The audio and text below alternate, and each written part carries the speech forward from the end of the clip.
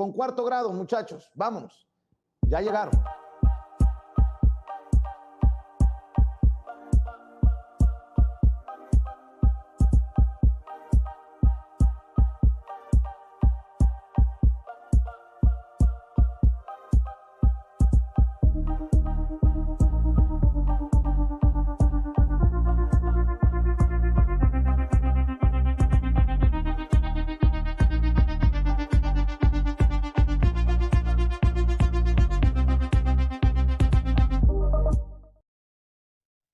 Ya llegó Yasmín Ugalde, integrante del Instituto Nacional de Formación Política de Morena, como todos o casi todos los viernes. Querida Yasmín, te saludo con mucho gusto. Buenas tardes, buenas noches. Hola Vicente, buenas noches a ti y a tu auditorio. Les saludo. Buenas noches. Ya estamos aquí en Cuarto Grado. Así es, y se pone bueno el tema. Por eso también me da mucho gusto que nos acompañe el maestro Federico Alcalá Méndez, catedrático de la Facultad de Derecho de la UNAM. Maestro, gracias por acompañarnos. ¿Cómo le va? Bien, Vicente, muchas gracias. Saludos a Yasmín también, aquí acompañándolos y pues a tus órdenes. Bueno, ¿qué les parece si bueno, antes de entrarle al tema, Yasmín, ¿qué te parece esto que publica? Para mí es emocionante ver que Wikileaks sigue a la vanguardia, dando a conocer información a pesar de que su fundador esté tras las rejas. Wikileaks sigue funcionando y libre como el viento. ¿Qué opinión te merece esto de que la ultraderecha tiene como epicentro nuestro país? Salen a relucir nombres del sexenio de Vicente Fox, salen a relucir los nombres de Margarita Zavala y su hermano, y esto abona a lo que hemos venido advirtiendo ya por meses, por años, de una guerra híbrida, de un golpe blando, de una organización de ultraderechas, no solamente en México, sino a nivel mundial. Dame tu opinión antes de entrarle al tema del Tribunal Electoral del Poder Judicial de la Federación, que tiene que ver porque el que es nombrado magistrado presidente, pues es señalado por ser del Calderonato. Justamente, está perfectamente hilado, ¿no? Esto que mencionas, primero que nada, lo celebro. Sabemos que se tiene que volver ya una práctica.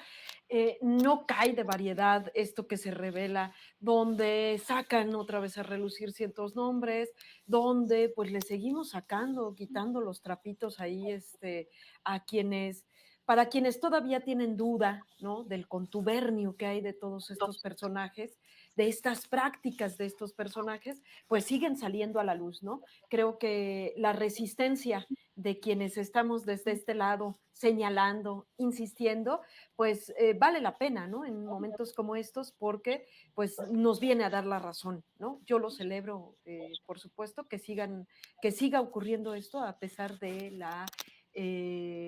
pues de la condición, ¿no? De quien ha encabezado pues este proyecto del Wikileaks. Entonces, celebrar, ¿no? Y creo que va muy acorde precisamente porque de lo que vamos a hablar hoy es principalmente de personajes que están inmiscuidos con estos otros personajes de los que ya mencionas, ¿no? Muchas personas podrían no llegar a dimensionar un señalamiento de ese que nombraron presidente del Tribunal Electoral del Poder Judicial de la Federación, fue coordinador de asesores de Roberto Gil Suárez, quien fue secretario particular de Felipe Calderón cuando fue presidente, y sigue siendo un personaje del círculo íntimo, incluso señalado en presuntas irregularidades. Maestro, hábleme desde su perspectiva de la designación para entrarle pues de lleno al tema. Sí, es un tema de polémica, Vicente. Ya lo comentaba el doctor Isaac de la Paz y Amir. Mira, el gran problema que tenemos con el Tribunal Electoral del Poder Judicial de la Federación es que es la última instancia. Y no solamente es la última instancia en materia electoral, sino que aparte fija los criterios jurídicos a través de los cuales se interpreta la ley electoral. En todos los procesos electorales en los que se ha participado, por ejemplo, Morena, desde la Constitución, inclusive desde la izquierda en el PRD, nos hemos topado con el tribunal como la última pared, donde la negociación política de los grupos que detentan el poder en México es donde vierten, ¿sí?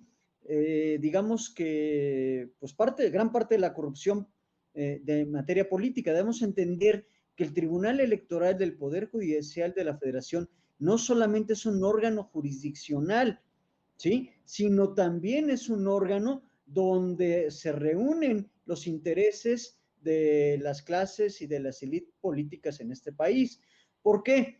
Porque, como bien lo dijo el señor presidente de la República, es el último tribunal, la última instancia inapelable en materia electoral que tenemos en este país. Y no solamente es la última instancia inapelable en materia electoral, sino que también establece los criterios de interpretación de la norma electoral. Es decir, todo lo que resuelve el Tribunal Electoral del Poder Judicial de la Federación baja a los partidos políticos, baja al INE, baja a todas las estructuras, a los OPLES, a nivel estatal, etcétera, etcétera. Es decir, es un órgano súper poderoso.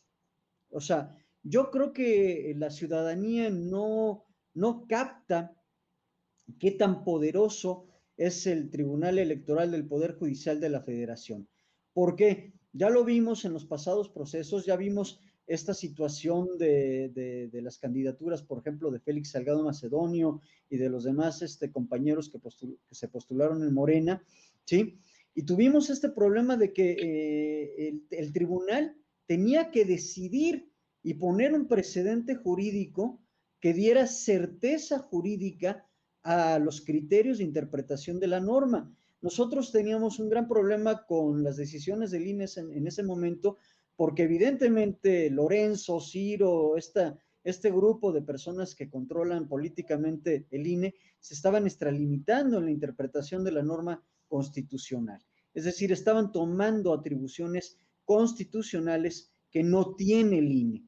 El tribunal debió haber no solamente leído la plana al INE, sino debió haber dictado resoluciones que dieran certeza jurídica, ¿sí? O sea, no solamente no confirmar, sino dictar una resolución donde declarara al INE, por ejemplo, en estos casos particulares que son recientes, que se estaba extralimitando. Al no hacerlo, genera un precedente, ¿sí? Que es un precedente de derecho.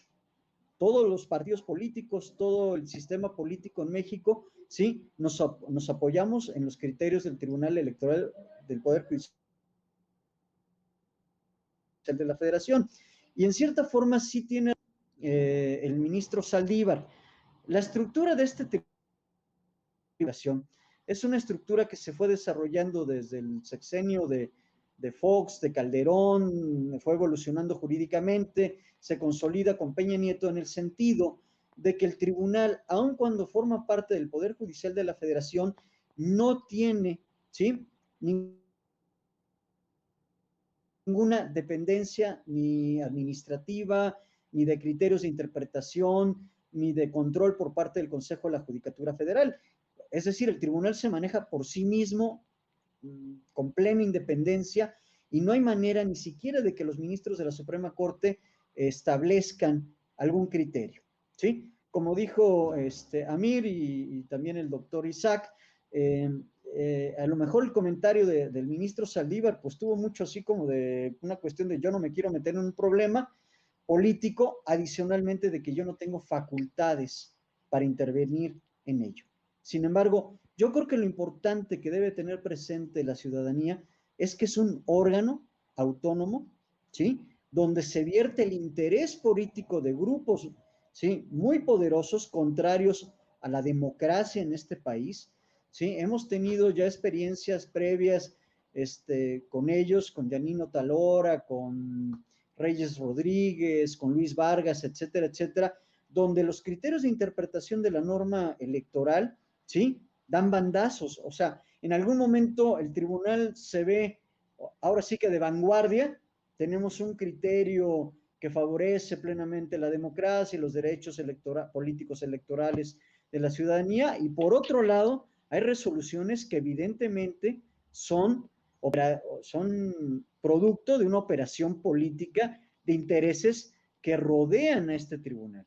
Entonces, yo coincido con Isaac y con Amir en el sentido de que la corrupción en el tribunal no solamente trasciende, ¿sí?, por el hecho de la calidad moral que pudieran tener sus integrantes, sino por las consecuencias jurídicas que da esa autonomía, ese ser la última instancia, etcétera, etcétera. Yo creo que el presidente de la República fue muy claro en su conferencia mañanera, es decir, cómo podemos trabajar la democracia en este país, cómo podemos construir un régimen verdaderamente democrático cuando el órgano que resuelve, en definitiva, todos los conflictos en materia electoral está contaminado de esta manera.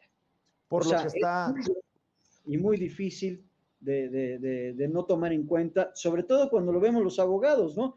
O sea, uno como profesionista del derecho, te pones más nervioso como especialista en derecho electoral porque dices, la trascendencia es impresionante, el conflicto que traen ahorita pone en entredicho algo que ya sabíamos que estaba podrido.